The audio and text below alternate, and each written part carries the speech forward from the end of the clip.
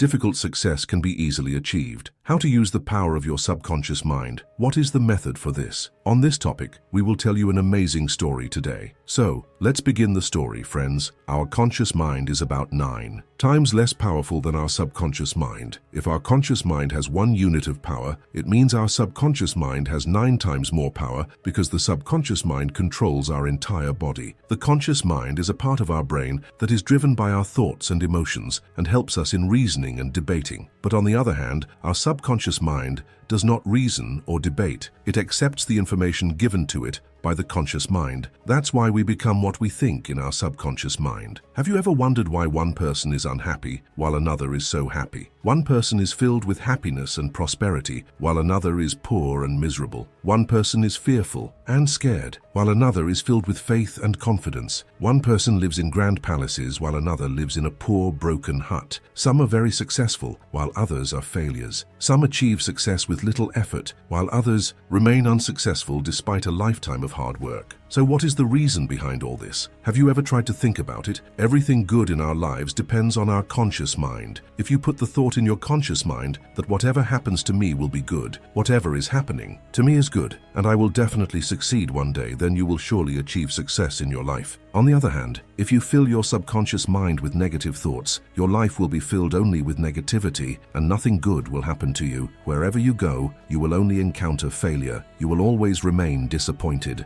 and troubled, and you will never find a solution. Therefore, if you want to understand your mind well, make it work for you, and control what you desire, then you must watch this video till the end. Because in this video, you will get such important information that will help you live your life well. You can achieve whatever you want. You can achieve any goal you desire. In today's video, we will learn what the main difference is between the conscious and subconscious mind, how it works, and how we can feed positive thoughts into our subconscious mind to transform our lives and move towards success. Friends, if you want to harness the incredible power of your subconscious mind to achieve success, happiness, and prosperity, start today. Pay attention to your thoughts, feed your mind with positivity, and repeat empowering beliefs daily. Remember, your subconscious mind shapes your reality. Like this video if you found it valuable. Share it with someone who needs this wisdom. Subscribe for more life-changing insights. Take control of your mind and watch your life transform. Now, let's dive in.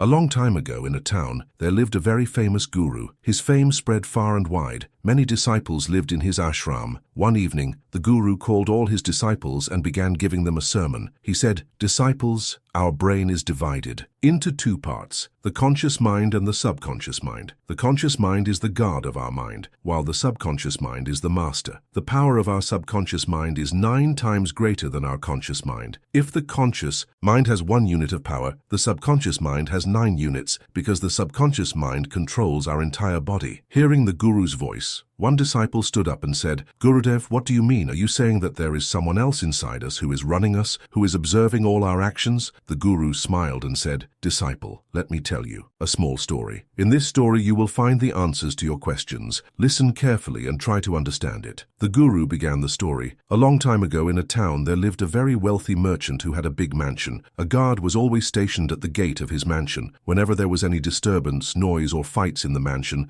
the sound would echo everywhere. Hearing the noise, the neighbors would come to the mansion and try to explain to the guard, "Look, we hear a lot of noise from your mansion. There are fights and disturbances which disturb our peace. Please stop the fights and quarrels. What is the point of all this noise? How can you live peacefully like this?" The guard would reply, "Brother, I know that fighting and quarreling is wrong. Making noise is bad. But what can I do? I am also very troubled by it. The fights happen inside the mansion and my peace is also disturbed. But why are you explaining this to me? It's not my fault. The fault lies with my master. Go and explain it to him." Hearing this, the neighbor would understand that the guard was right. What could the guard do? He was just doing his job. The fault was with the master. He was the one causing the disturbances, making noise and fighting. Whenever he felt like it, he would come out of the mansion, create a disturbance, and then go back inside. And all the people who were troubled by the master, whose peace was disturbed, would come and try to explain to the guard. They would explain a lot to him, but would this solve the problem? The guru asked the disciple, "Tell me, what is the solution to this?" The disciple replied, "Gurudev, those who are troubled by the master of the mansion, who creates noise and disturbances and disturbs people's peace, should talk to him directly. Only then will the problem be solved. What fault does the guard have? He is just doing his job. What more can he do? It's not in his hands. The guru smiled and said, "Disciple, in the same way, our mind works. Our conscious mind is the guard of the human being, and the guard knows very well that getting angry is bad. Using bad words is bad. Indulging in obscene thoughts is bad. In other words, our conscious mind knows very well that anger, laziness, lust, etc. are wrong. All these vices create negative thoughts within us, which lead to our destruction. But what can it do? It's not in its hands because it's not the one doing it. It's the master sitting inside who is doing it, i.e. our subconscious mind, which makes us do things very easily.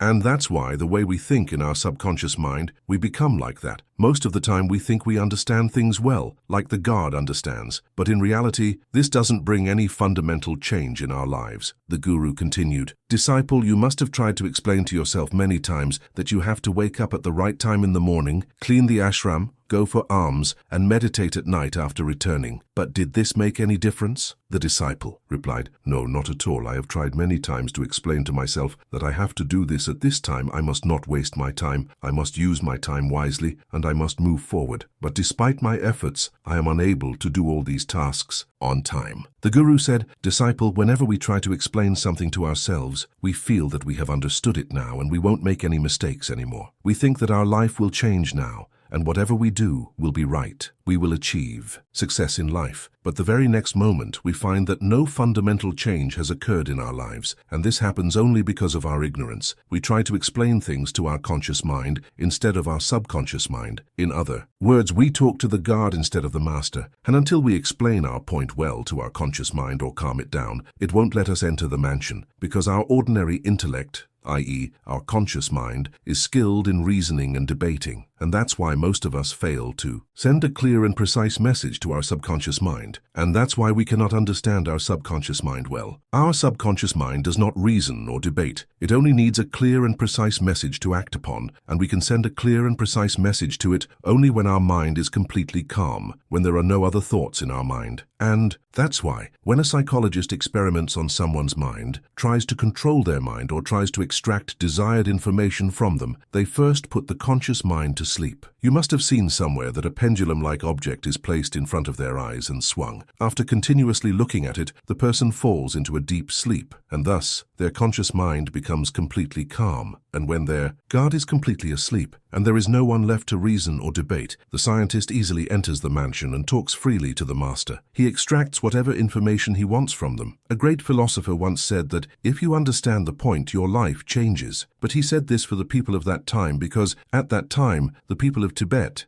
and the rest of the world were very simple. Their minds were very clear, and they would listen and understand whatever was told to them very peacefully. At that time, no one would argue, and when someone was skilled in reasoning, they would let them argue and listen to them peacefully until the person got tired of arguing. Then the person would return to the guru and say, "Gurudev, I am now tired of arguing, but I have gained nothing from it. Please show me some path. Explain to me in your way. Now I will not create any obstacles in it." In the same way, our intellect works. When our brain gets tired of reasoning and debating, it realizes that it will gain nothing by arguing. And, at that time, nothing will make sense to it. Gautama Buddha used to repeat his words 3 times, and if something is said to you 3 times, will you be able to hear it? Suppose you go to a doctor, and the doctor tells you once that you are fine. There is nothing wrong with you. You hear this and understand that you are fine, and there is nothing wrong with you. But if the same doctor repeats the same thing to you again and again, won't you get angry? You will say, yes, I have understood. Why are you repeating the same thing again and again? I have understood that I am not sick and there is nothing wrong with me. What is the point of repeating it? But the reality is that when we repeat something again and again, our conscious mind gets bored and stops paying attention to it. And this is the time when our message reaches our subconscious mind. And once your message reaches your subconscious mind, believe me, anything is possible. Then, whether you want to achieve a big goal in life or improve your health, everything becomes possible. Friends, you must have heard this story sometime. A plane crashed and the pilot's body was completely broken due to the fall. When he was admitted to the hospital, he couldn't even move. The doctors had also given up, saying that that you cannot recover, and it is almost impossible to join your bones again. But that person wanted to live. He forcefully put the thought in his subconscious mind that I can recover, and believe me, that person actually recovered. He walked home on his own feet. This happens only because of the powers of our subconscious mind. When we decide something and give a clear and precise message to our subconscious mind makes us do things in such a way that everything becomes possible for us, whether it is achieving a big goal in life or improving our health. In ancient times, this was very simple because at that time people did not argue. They would listen and understand whatever was told to them very deeply and peacefully. At that time, no one would argue, and when someone was skilled in reasoning, they would let them argue and listen to them peacefully until the person got tired of arguing. Then the person would return to the guru and say, Gurudev, I am now tired of arguing, but I have gained nothing from it. Please show me some path. Explain to me in your way. Now I will not create any obstacles in it. In the same way, our intellect works. When our brain gets tired of reasoning and debating, it realizes that it will gain nothing by arguing, and at that time, nothing will make sense to it. Gautama Buddha used to repeat his words 3 times, and if something is said to you 3 times, will you be able to hear it? Suppose you go to a doctor, and the doctor tells you once that you are fine, there is nothing wrong with you. You hear this and understand that you are fine, and there is nothing wrong with you. But if the same doctor repeats the same thing to you again and again, won't you get angry? You will say, yes, I have understood. Why are you repeating the same thing again and again? I have understood that I am not sick and there is nothing wrong with me. What is the point of repeating it? But the reality is that when we repeat something again and again, our conscious mind gets bored and stops paying attention to it. And this is the time when our message reaches our subconscious mind. And once your message reaches your subconscious mind, believe me, anything is possible. Then, whether you want to achieve a big goal in life or improve your health, everything becomes possible. Friends, you must have heard this story sometime. A plane crashed and the pilot's body was completely broken due to the fall. When he was admitted to the hospital, he couldn't even move. The doctors had also given up, saying that you cannot recover and it is almost impossible to join your bones again. But that person wanted to live. He forcefully put the thought in his subconscious mind that I can recover, and believe me, that person actually recovered. He walked home on his own feet. This happens only because of the powers of our subconscious mind. When we decide something and give a clear and precise message to our subconscious mind makes us do things in such a way that everything becomes possible for us, whether it is achieving a big goal in life or improving our health. In ancient times, this was very simple because at that time, people did not argue. They would listen and understand whatever was told to them very deeply and peacefully. But nowadays, so-called intelligent people call all these things superstitions. But it is also a reality that the way you tell yourself, you become like that from within. You become as restless as you think from within, and the person who can calm the chatter of his mind is the one who attains peace. Our intelligence is a form of our subconscious mind. Our conscious mind helps us learn new things. For example, if you want to learn a new language or a new technique, our conscious mind helps us a lot in this. But when it comes to our inner self, i.e. anger, lust, laziness, etc., which are part of our subconscious mind, we don't have to learn them. They are already within us. Have you ever thought for a moment? Have you ever learned anger? Have you ever learned lust? Have you ever learned laziness? If you are placed in a place from childhood where there is no person, no human being, even then, all these qualities will come within you because this is only and only the work of our subconscious mind. That is, the things that nature has already given us, and they are only filled through our subconscious mind because our subconscious mind never opposes. Have you ever noticed this? The things that are external in this world, you can learn them, but when it comes to our inner self, i.e. the learning of not doing, you cannot learn that learning. Suppose you have to learn a watch, then our subconscious mind knows nothing about it. But if someone tells you that 5 and 5 make 10, then this thing is well understood by your subconscious mind because your subconscious mind does not oppose and it is getting a clear and precise message. Therefore, we need to send clear and precise messages to our subconscious mind, and this is only possible when our conscious mind does not come in the way. Then the disciples said to the Guru, Gurudev, why can't we send clear and precise messages to our subconscious mind? What is the reason for this? The guru replied, "Disciple, the first reason is that whenever we try to send any information to our subconscious mind, our conscious mind first argues with it. It thinks whether this information will benefit us or harm us. And until we convey our information correctly and clearly to our subconscious mind, it cannot work for us. Suppose you are standing in front of God with folded hands and praying, 'Oh God, please give me a good job. Let me succeed well.' During this, our conscious mind thinks, 'Will I really get a job? And if I succeed, what will I do after that? I will buy such a house, such a car, do this for my family, do that, start my own business.' Many such thoughts start arising in our conscious mind, and because of this, we fail to send a clear and precise message to our subconscious mind, and that's why it is said that meditation calms our mind.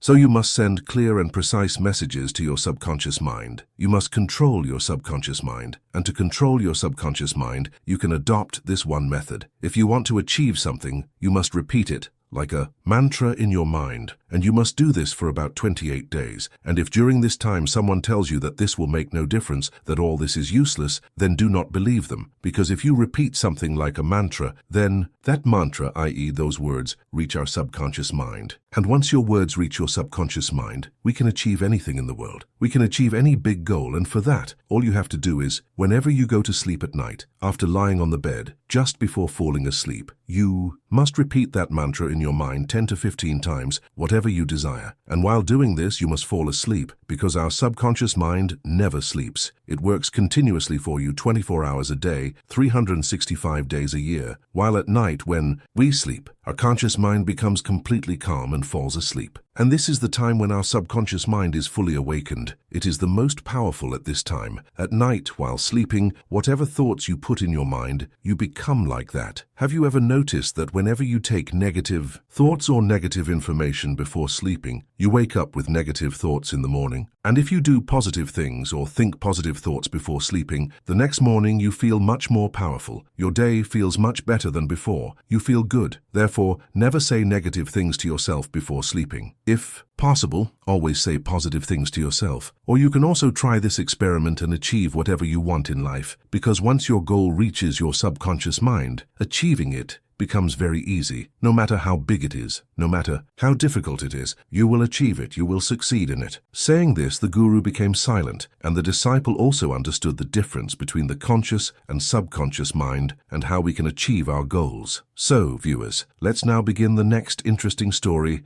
on achieving success. Friends, when we think that what happened was not good, it shouldn't have happened. If I had used some trick or some remedy, this wouldn't have happened. If I had taken advice from someone or used my own wisdom, then today I wouldn't have. To face these troubles, I wouldn't be in such pain. In this way, we start cursing ourselves, making ourselves unhappy. Let me tell you that repenting in this way will not benefit you at all. No matter how much you try, no matter how many attempts you make, you cannot change your past, because such thoughts only create worry. But this worry, i.e. this repentance, can also prove very beneficial for us. Now many of you might be thinking, how can thinking about what has already passed be beneficial for us? We are already in trouble. We are already in pain, so how can this be beneficial for us? Friends, if you learn from those mistakes and try to change yourself, then you can change your future. You can handle it. If you learn from past mistakes and try to change yourself, then in the true sense, that is the least repentance. Today's Buddhist story that I'm going to tell you, through this story, I'm going to tell you some such methods by adopting which you can avoid such repentance in your life. You can forget your past mistakes and make yourself a new person. For those who doubt themselves, who remain entangled in their own thoughts, whose past mistakes keep troubling them, this can prove to be a boon. Once upon a time, in a town, there lived a young man who was very troubled by his actions. He worked hard for 30 years, but even then he did not get the fruits of his labor, due to which he was very disappointed from within. He was completely broken from within, due to which he took sannyasa. He thought that I could not do anything in my worldly life, but I will definitely achieve something in my sannyasi life. I will search for the truth at any cost. 5 years passed, just like that, but till now he had no control over his mind. Whenever he went to a town to beg for alms and his eyes fell on a beautiful woman, lustful thoughts would arise in his mind. And when he would calm down and sit alone somewhere, he would get angry with himself. He would repent and then think, why did I become a sannyasi? When I cannot even control my mind, then what is the benefit of this sannyasi life? It would have been better if I had married a good and beautiful woman, earned money and taken care of my home and family. Maybe I would have had my own children too, but how foolish I am. I gave up all my happiness and for some reason came to these forests. For some reason, I took sannyasa.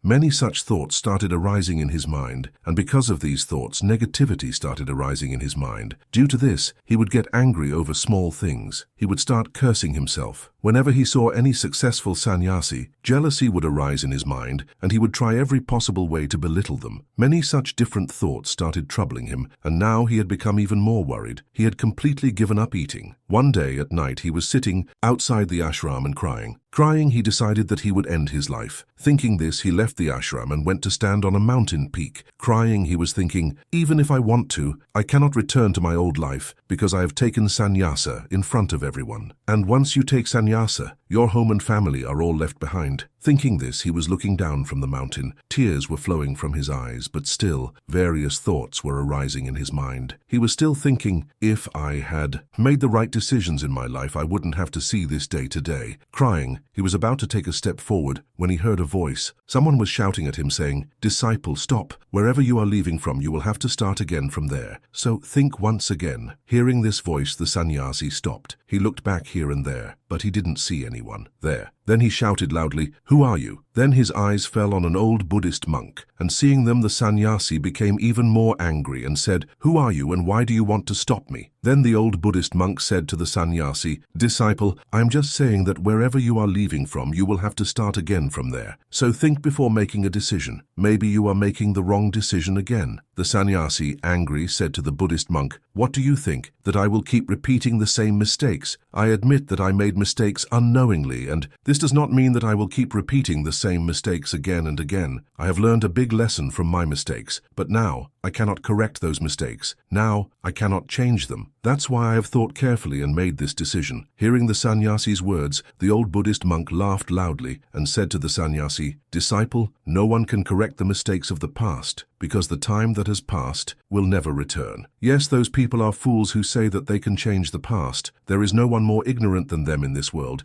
because when you cannot turn back time, how can you change your past mistakes? But those who are wise, those who are knowledgeable, they know very well how important it is to make mistakes in life. It is because of mistakes that we learn, understand from our mistakes, and can make our future better."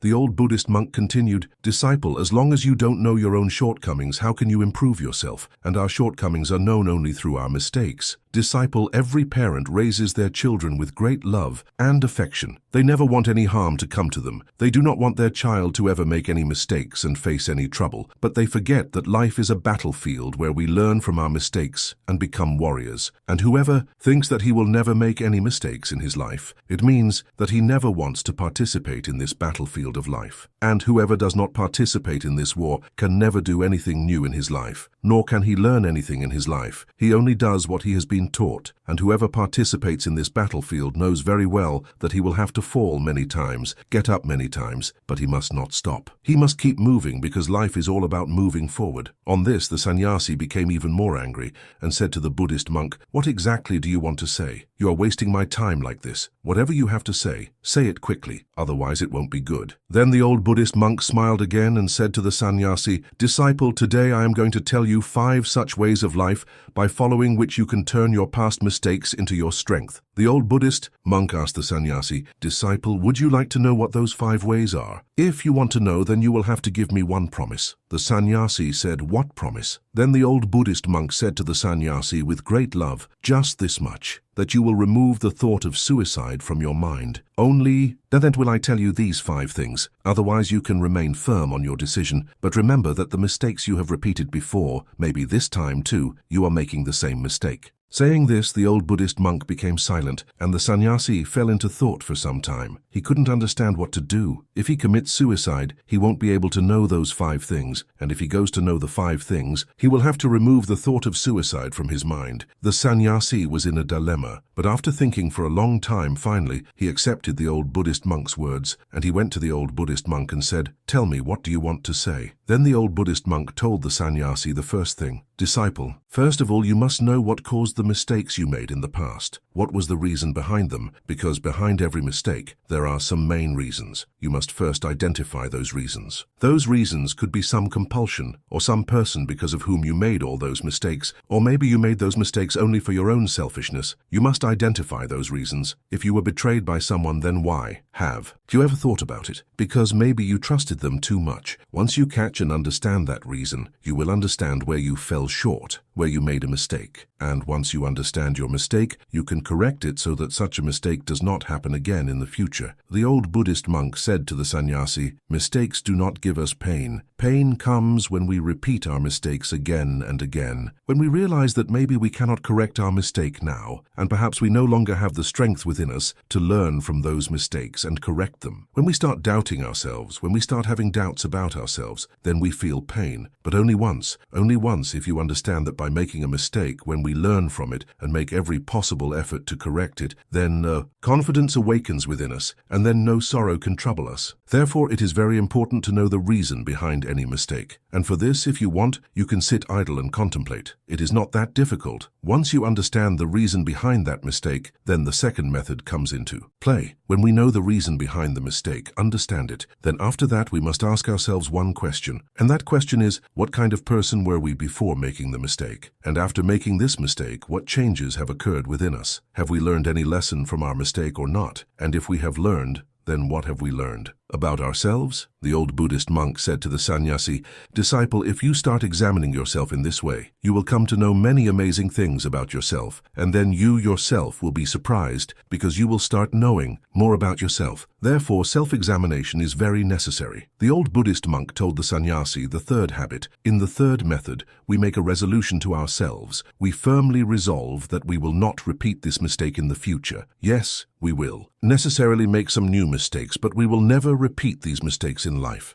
The old Buddhist monk said to the sannyasi, "Disciple, in this world there are three types of people. One, those who learn from others' mistakes. Second, those who learn from their own mistakes. And third, those who keep making mistakes, but never learn from their mistakes. You must have seen different types of rivers. The meaning of a river comes out only when it passes through different places. If the same river stops at one place, will it be called a river? In the same way, a person's life is made for making new mistakes. Therefore, once you have made a mistake, be determined that you will never repeat those mistakes in life. Yes, you may make some new mistakes, but if you keep repeating the same mistakes, then you are a fool. In such a situation, there will be no difference between you and any animal. The old Buddhist monk told the sannyasi the fourth method. Disciple, many times, we already have a feeling that our mistakes are about to happen. Even before mistakes happen, we get a sense that mistakes are about to happen. Therefore, if you feel before making a mistake that a mistake is about to happen, then you are very lucky, and you can prevent that mistake from happening. You must have felt these signals sometime because the universe gives us signals. But still, most of us ignore these things, the result of which we have to bear later in the future. But as you start learning from these past mistakes, your experience starts increasing. Understanding about life starts developing. And when our understanding increases, mistakes can also be prevented from happening. Therefore, use wisdom. Think about what you are about to do. What could be its result? Will that work be called a mistake? In this way, a person's life is divided into maturity, and this is how you grow. And we all have to pass through this path, otherwise our life will stop there. We will never be able to move forward. If you want to move forward in your life, achieve some goal, then you will have to adopt this working method. You will have to understand it. The old Buddhist monk told the sannyasi the last habit. Disciple, the last and most important lesson. If you have become a person from your experience, then now you can guide others. You can become a lamp in the path of others and show them the light. You can move them forward on their path, because we become what we think. And when you try to improve yourself, you will see yourself improving. And nature will also support you. The universe will automatically show you. And then you get involved in the work of welfare of mankind. Then it is considered the best work in the scriptures. There can be no work better than this. The person who thinks about the welfare of all living beings and mankind, such people become God. Such people's minds start generating many feelings like love, compassion, and mercy. And God is just another name for compassion and love. Saying this, the old Buddhist monk became silent, and the sannyasi also realized his mistake. Now there were tears of joy in his eyes. He fell at the feet of the Buddhist monk and said, "Gurudev, having received such pure and meaningful knowledge of life, I am blessed. Whatever you have told me, I will definitely adopt it in my life, and I will also make my life meaningful and show it." Saying this, he bowed to the Buddhist monk and returned to his ashram. Harnessing the power of your subconscious mind. Friends, today we learned the profound difference between the conscious mind, the guard, and the subconscious mind, the master. While the conscious mind analyzes, debates, and questions, the subconscious mind simply accepts and acts on the thoughts we feed it. The key lessons from this story are: your thoughts shape your reality. What you repeatedly think and believe becomes your truth. Repetition is power. By consistently feeding your subconscious positive affirmations like a mantra, you can reprogram your mind for success. Meditation and mental clarity. Calming the conscious mind allows the subconscious to receive clear instructions. Learn from mistakes. Past errors are not failures, but lessons that strengthen your future. Become the master of your mind. When you control your subconscious, you control your destiny. Start today. Repeat empowering beliefs before sleep. Your subconscious is most receptive then. Let go of negativity. Replace doubt with faith, fear with courage, and regret with wisdom. Share this wisdom. If this message resonated with you, pass it on to someone who needs it. Subscribe for more. Join us for more life-changing insights. Remember, your mind is the most powerful tool you possess. Use it wisely, and nothing will be beyond your reach. Thank you for watching.